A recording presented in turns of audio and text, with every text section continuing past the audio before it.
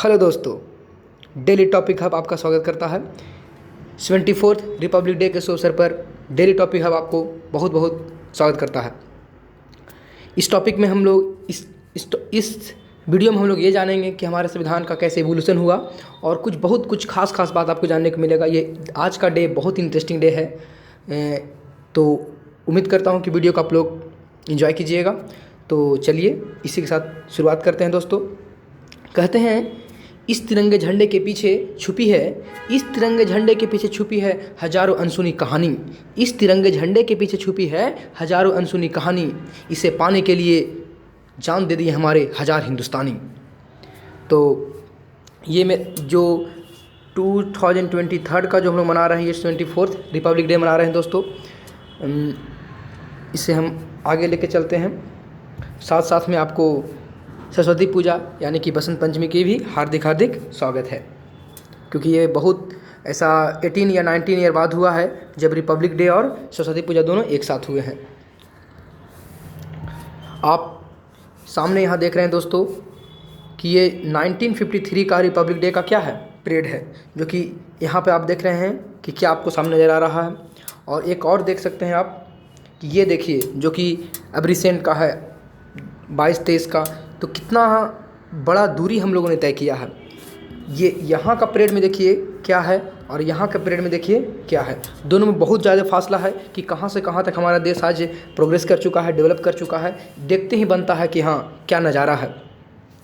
लेकिन ये जो परेड आप देख रहे हैं ये अपने आप में खास है, क्योंकि उस समय हमारे पास जितने रिसोर्सेज थे उसी रिसोर्स में हम अपने देश के जो रिपब्लिक डे है उसको हम लोगों ने सेलिब्रेट किया।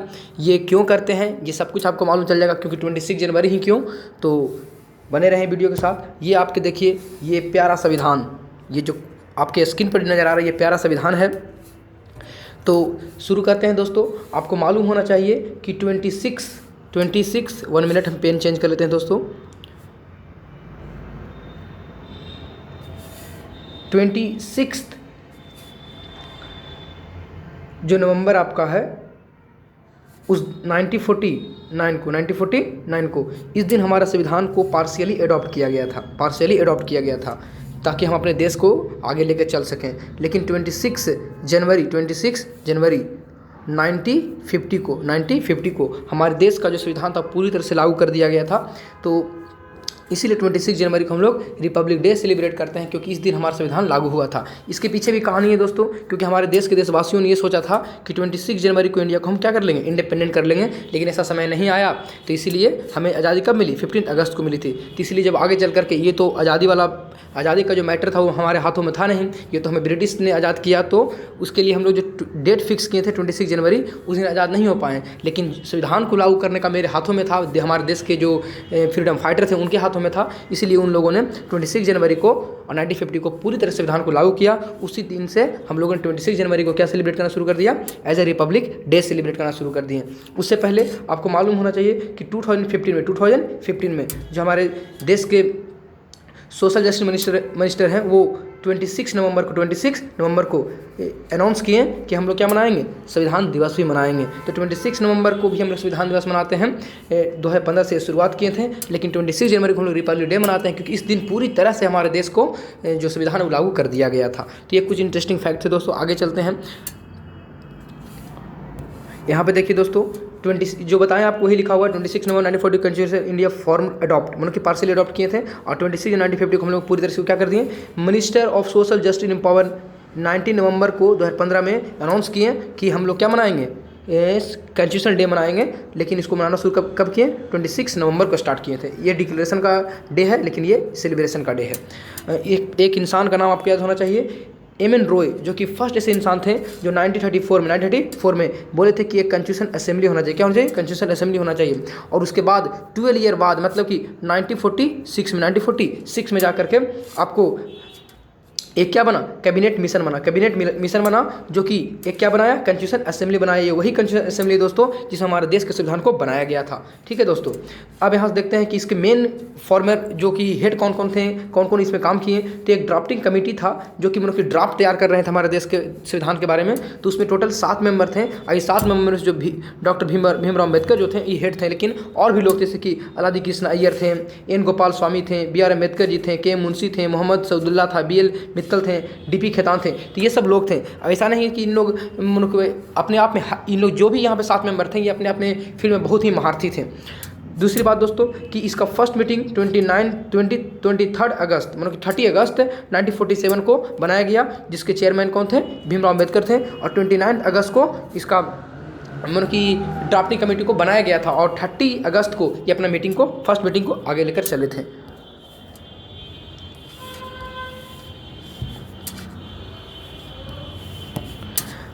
बहुत सारे लोग पूछना चाहते हैं कि हमारा देश का संविधान का बनने में कितना टाइम लगा था। तो सबको जानते हैं, जो नहीं जानते वो जान लेंगे आज कि 2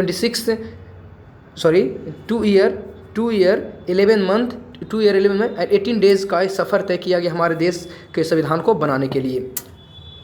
दूसरी बात, हमारा जो संविधान का मूल कॉपी है, नहीं तो वो प्रिंट किया गया था, नहीं तो वो टाइप किया गया था। ये हैंड राइटिंग था सर, हैंड मतलब कि हाथों के द्वारा लिखा गया था, हाथों के द्वारा लिखा गया था, नहीं तो कोई टाइपिंग, नहीं तो कोई प्रिंटिंग था। ये हाथों के द्वारा लिखा गया था। हमारे देश के जो मेन कॉपी संविधान का है वो बचा के रखा गया है, इसलिए जो दिल्ली के पार्लियामेंट के जो लाइब्रेरी है उसमें हीलियम फिलेट के मतलब हीलियम का एक अथी रखे हुए हैं, उसमें भर के रखें ताकि इसको कोई दिक्कत ना हो। प्रेम बिहारी नारायण रायजादे ये वो इंसान है जो हमारे देश के संविधान को क्या किए थे, लिखे थे, अपने हाथों से लिखे थे। दूसरी बात कि ओरिजिनली हमारा संविधान इंग्लिश में लिखा गया था और बाद में फिर हिंदी में उसको क्या किया, ट्रांसलेट किया गया, क्योंकि हमारे देश के ज़्यादा लोग हिंदी को ही समझते हैं और जानते हैं। तो याद रखिएगा दोस्तों कि इंग्लिश में पहली बार लिखा गया था। ये प्रेम बिहारी नारायण रायजादे थे जो कि हाथों से लिखे थे। हमारे देश के संविधान को नहीं तो प्रिंट किया गया है, नहीं तो टाइप किया गया है। ये हाथों से लिखने इतना मस्त लिखा गया कि लगता है नहीं कि ये हाथ से लिखा गया है, और हिंदी में क्या कर दिया, ट्रांसलेट कर दिया गया। दूसरी बात दोस्तों कि हम लोग अपने देश के संविधान को बनाने के लिए अलग अलग देश के संविधान से जो मेन चीज़ था, जो इंपॉर्टेंट चीज़ थी, उसे हम क्या किए हैं, अडॉप्ट किए हैं। उसको हम लोग सोच समझ के कि हमारे देश के लिए क्या ज़रूरी हो सकता है उसको रख लिए, और जो जरूरी नहीं तो उसको हम लोग हटा दिए। लेकिन कुछ लोग बोलते हैं कि हमारे देश का जो संविधान है फोटोकॉपी नहीं है दोस्तों, क्योंकि अलग अलग देश में रिक्वायरमेंट अलग अलग होते हैं, लेकिन मेरे देश का रिक्वायरमेंट अलग अलग है। तो इसलिए जो इंपॉर्टेंट चीज़ था अलग अलग देश के संविधान में, उसको हम लोगों ने अडॉप्ट किया, उसको अपने देश संविधान में क्या किया, मॉडिफाइड कर दिया। जैसे कि ब्रिटेन से बहुत सारा पार्ट लिया गया है, आयरलैंड से लिया गया है, Japan, USA, south Africa, Germany, Australia और कनाडा। तो ये सब जगह से हम लोगों ने, और भी अलग अलग कंट्री से हम लोगों ने लिया है, लेकिन ये सब देश वैसे देश हैं जहाँ से ज़्यादा कुछ पार्ट हम लोगों ने अडॉप्ट किया है और मेन पार्ट अडॉप्ट किए हैं। गवर्नमेंट ऑफ इंडिया एक्ट 1985, आपको मालूम है कि ये वो एक्ट है, ये वो कानून जिससे हमारे देश में एक सरकार चलाने की बात आई थी। तो कहीं कि यहाँ से हम लोगों ने, अगर आपसे कोई पूछे कि हमारे संविधान में सबसे ज़्यादा पार्ट कहाँ से लिया गया है, तो जो गवर्नमेंट ऑफ इंडिया एक्ट 1985 उससे लिया गया है। ऐसे बेसिक स्ट्रक्चर वाला भी पार्ट निकल करके आता है दोस्तों। वर्ल्ड, अब इसमें कुछ फैक्टर, कुछ important point. World lengthiest constitution, मतलब कि पूरी दुनिया में सबसे बड़ा संविधान किसी का है तो भारत देश का है। किसका है, भारत देश का है। Federal system with unity, federal मतलब आपको चलिए दोस्तों बताते हैं। फेडरल का मतलब ये होता है कि जब सब मिल करके काम करें, संघवाद मतलब मिल करके काम करें, लेकिन यूनिटरी सारा पावर एक हाथ में आ जाए। तो हमारे देश का संविधान ऐसा बनाया गया है कि नॉर्मल कंडीशन में फेडरल रहता है, मतलब सब मिल के काम करते हैं, लेकिन जब कंडीशन खराब हो जाता है तो वो यूनिटरी, जैसे कि एग्जाम्पल के लिए इमरजेंसी, इसे याद कीजिए आप कि 1955 से लेकर के 77 तक हमारे देश में इमरजेंसी था। उस समय पूरे राज्य के जो कंट्रोल थे, पूरे देश के जो कंट्रोल थे, वो हमारे सेंटर में चला गया या यूनियन में चला गया। तो इसे बोलते हैं फेडरल विथ यूनिटरी, मतलब कि नॉर्मल कंडीशन में पूरा संघवाद के साथ चलेगा, और जब कोई कंडीशन खराब हो जाएगा, किसी के साथ वार हो जाए कोई देश के साथ, तो उसमें हम सारा जो पावर होता है वो सेंटर के पास चला जाता है।